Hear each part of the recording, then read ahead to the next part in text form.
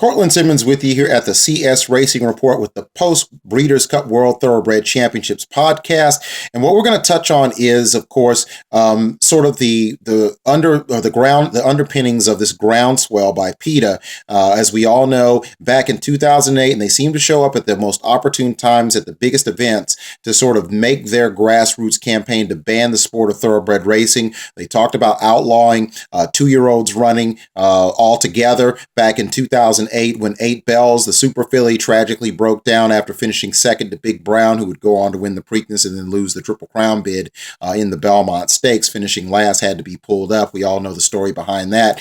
But, the focus here is on PETA coming out and saying all these things about the sport being banned. And this is a sport that's primarily top heavy with women that are spearheading the campaign. And this whole campaign of trying to make it seem as though the horse racing industry is indifferent and insensitive to the needs and wants and the caring of these thoroughbreds is, number one, it's irresponsible, it's indifferent and unintelligent, and pretty much an affront in and of itself. It's one of these kind of things where, to be quite honest with you, they're grandstanding. I think a lot of people in the thoroughbred business, and even when you want to directly target the women of the thoroughbred industry, it's a big time insult to their intelligence and their care for these horses. There are a lot of women in all different departments, from being grooms, jockeys, hot walkers, consigners, people who buy and sell horses and resell horses. A lot of really influential women in the business, whether it be Sherry Eisman or Becky Thomas in the bloodstock work, and Kitty Taylor, and you can go down the list of a number of femme fatales in that department, in addition to all the great owners out there. This is really an insult to the late, great Penny Chenery and Alaire Dupont and Beverly Lewis and some of the people that are in the business today, like Maggie Moss and Barbara Bank. If you don't know who she is, of course, she owns Curlin, the rights to him, and Rachel Alexander, and all these other wonderful horses, and also Good Magic, the runner-up in the 2018 Kentucky Derby. And all of this is kind of PETA's basically they're a nice group of people, and I think their intentions are good, but they're also very, very uninformed and unfounded in many ways. I mean, there's a lot of it's unsubstantial in terms of what they're trying to say. There are too many horse trainers and owners and grooms that are very diligent and meticulous about the way they care for their horses. Now, I will say, not so much in PETA's defense, but as an industry overall, there are issues. We have too many horses. The fact that we allow race day medication, and there's a lot of medication that goes on in the build up to a big race, whether it be that Thursday afternoon feature race, the claiming events, or that grade 1 or that grade 2 event on a Saturday or Sunday afternoon, and in some cases Friday. There are those issues in Europe and Hong Kong and Asia and Australia. They don't race with medication, or so it, that's the rule set up, or that's the format. I'm pretty sure that they, are definitely very, very, they're very adamant and very proactive in punishing people that do try to cheat. But that's the rule that's set, where they really don't want any medications, and that's why their stallions are very valued in many ways, because there are a lot of horses, minus like what you hear in the Run Happy ad when they say medication free. That's a rarity in American racing, but it's quite common in Europe. So there are those issues, the issues of racetracks being too hard and fast, and all the breakdowns over the years, and less average starts with horses and things of that nature, which some people believe is a good thing and would fit into the presentation and the type of case that PETA is trying to litigate. But I'm telling you right now, and I'm making myself transparently clear to all the folks in the thoroughbred industry, and particularly to you, PETA, that the bottom line is there isn't a single child in America that's being cared for as well as these thoroughbreds that competed in the Breeders' Cup World Thoroughbred Championships. And for that matter, that Thursday afternoon horse, to take a variation on Wayne Lucas's theme when he was going for the Triple Crown in 1999 with Charismatic, he made it very clear. There's not a child in America that's being, taken care of as well as Charismatic this week leading up to the Belmont. And you can, as I said before, as I aforementioned, extrapolate that to every horse, be it Covfefe, Sharing, and Midnight like Bisou running second to Blue Prize and Vino Rosso and McKenzie, those horses are very well cared for. It's a lot like when when Chris McCarron in the pre-Belmont interview way back in 97, when Silver Charm was going for the Triple Crown, he sustained a quarter crack.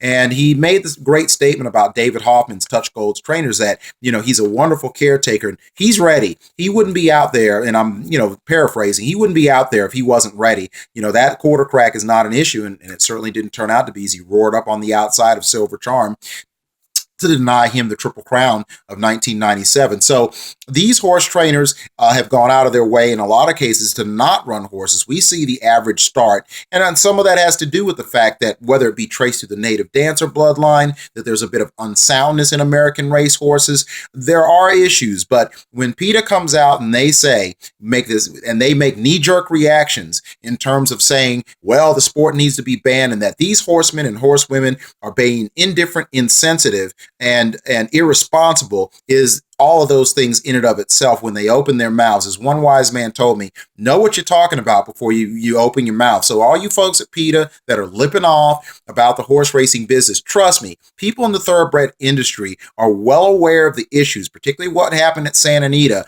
in terms of these breakdowns. And I do say this, before the solidarity kicked in that the Breeders' Cup would be held at Santa Anita, despite all of what was going on in the latter part of 2018 and the beginning of the calendar year of 2019, if you were asking me, I probably would have yanked the Breeders' Cup, but I think it was good overall. Good thing I wasn't in charge. It's a good thing overall that they, showed that solidarity to have a safe event, and for the most part, until the very end when Mongolian Groom broke down on the turn in the Breeders' Cup Classic, they ran a very, very nice event. But I will say this, that for future Breeders' Cups, even before these issues really, really became paramount or became, prominent as they've become, that the Breeders' Cup needs a little bit more distribution of the wealth in terms of hosting, although they would say, and a lot of people would agree, East or West Coast, that the weather conditions are ideal at Santa Anita. But I would think that now it's not so much a punishment as it is a preventative measure to not allow them to host the Breeders' Cup until they can get a handle on that. But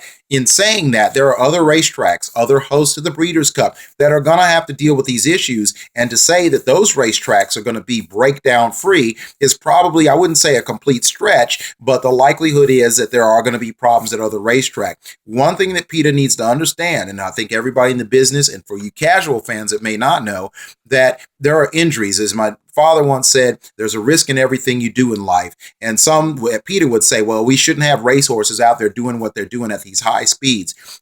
Let me tell you, for those of you who don't know, the tendons in a racehorse, around that hoof, around the foot and the leg, those tendons are as razor thin as tendons in a human's body. So you're looking at 800 to 900 to 1,200 pound thoroughbred running on these tiny tendons. And it's a wonder, it's a miracle that they don't break down more often. But when it happens, we all know that the likelihood is it's a lot like when a child or a person goes missing for more than 24 hours. There's a pretty good the chances of that person coming up alive are lessened.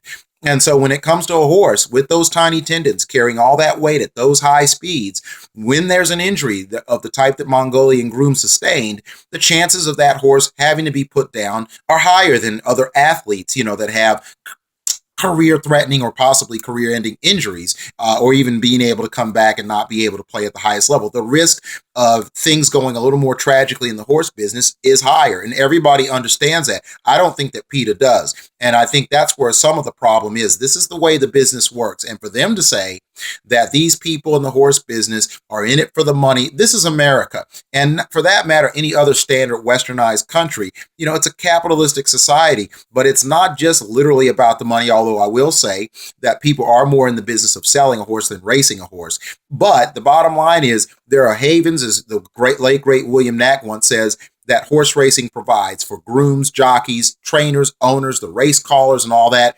It's a livelihood, but it doesn't come without a lot of attention to detail, sensitivity, and care. And so even though there are horse trainers and horse owners that do things that are below board, for them to say that overall as an industry that there is an insensitive sort of undercurrent in the thoroughbred business that warrants them banning the sport, it's wrong, it's disingenuous, as I said before, it's irresponsible, and they're completely grandstanding using using the death of this horse, the breakdown of Mongolian Groom, as a lightning rod, as a linchpin, as a device, as a marketing device to try to take down the thoroughbred industry. And I say to all the people that are fans of horse racing, that are bettors at the $2 bettors at the window, the high rollers, the guys that are handicappers, broadcasters, and consigners, jockeys alike, and trainers and owners, I say to all you people that I completely support what you do. We know that that what they're trying to do at PETA and other grassroots organizations that want to give legs and traction to this, let me tell you something. I'm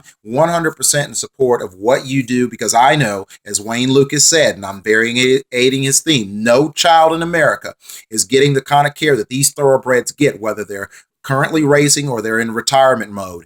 That's the way that it goes. And some of you Americans out there, and for that matter, anyone else watching this podcast around the world, need to understand that, because that is literally and figuratively what the truth of the matter is, the heart and the soul of the horse racing business. And as I said before, there are parents out there that do a pretty good job with kids, and it's still not an exact science. And there's plenty of you out there that are lipping off and supporting PETA that aren't doing what you're supposed to do with your children. So if I were you, I would keep your mouth shut, and maybe upon doing so, you'd learn something if you happen to actually listen to this podcast about how the business works, and that unfortunate incidents are going to happen, but the sport of thoroughbred racing should continue to thrive and grow and build fans each and every year as we approach not only the Thanksgiving Day, but the Christmas holiday races, and subsequently the Pegasus, and then of course the build up to the road to the 2020 Kentucky Derby, and of course the Breeders' Cup World Thoroughbred Championships later in the year. So that is my take on PETA. I would say to you folks, get some information, get educated, quit zeroing in on what happened in terms of what's going on at Santa Anita prior to and in the Breeders' Cup, and go and visit a racetrack or watch some videos of people on how they tend to these horses, and maybe you won't be running your mouth so much in an uninformed way to criticize what's going on in this business. Trust me, this issue is going to be around no matter what, but the safeguards have been put in place. And right now, Santa Anita's got some reevaluating to do. But I will say they probably shouldn't have the Breeders' Cup anytime soon. But PETA is just wrong in saying that Santa Anita, like other racetracks in America, are not doing all that they can to present the best product out there for the public at large, in addition to the people that participate in the thoroughbred industry. So that's my take on the PETA campaign to try to ban horse racing. We know that that should not occur, and I think that there are a lot of people in the horse business, fans and people in the business alike, that would agree with me. Again, we'll talk more about that along with the build up to some of the top races for next year, in addition to, as I aforementioned, the Thanksgiving and Christmas weekend holiday period races that are going to be coming up. They're going to be very, very nice races for all of you folks in the post Breeders' Cup mode to check out, and we're going to cover it right here at the CS Racing Report.